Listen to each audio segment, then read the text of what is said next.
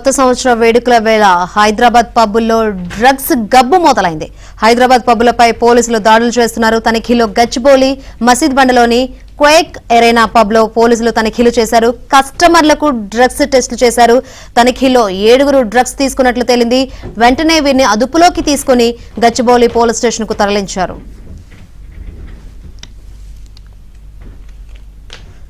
కొత్త సంవత్సర వేడుకల వేళ హైదరాబాద్ పబ్బులో డ్రగ్స్ గబ్బు మొదలైంది. హైదరాబాద్ పబ్బులపై పోలీసులు దాడులు చేశారు.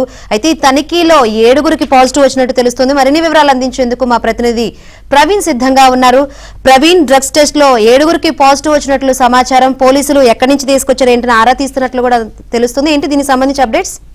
నూతన సంవత్సర వేడుకల సందర్భంగా టీజీ న్యాప్ పోలీసులు తనిఖీలు చేశారు. గత రాత్రి గచ్చిబౌలి పోలీస్ స్టేషన్ పరిధిలో తనిఖీలు చేసినటువంటి క్రమంలో ఒక ఈవెంట్ లో అక్కడ డ్రగ్స్ సేవించారనేటువంటి సమాచారంతో పోలీసులు అక్కడికి వెళ్లి తనిఖీలు చేయగా దాదాపు 7 మందికి ఇప్పటి వరకు అంటే డ్రగ్స్ సేవించిన ఆనవాలు కూడా లభించడం జరిగింది. డ్రంక్ అండ్ డ్రైవ్ టెస్ట్ ఏ విధంగా అయితే చేస్తారో అదే విధంగానే డ్రగ్ టెస్ట్ కూడా చేస్తారు. కొండాపూర్ లోని క్వాక్ అరేనా పబ్ లో జరిగినటువంటి ఈవెంట్ లో కస్టమర్లందరూ కూడా డ్రగ్స్ సేవించినట్లు టీఎస్ న్యాప్ పోలీసులు గుర్తించడం జరిగింది.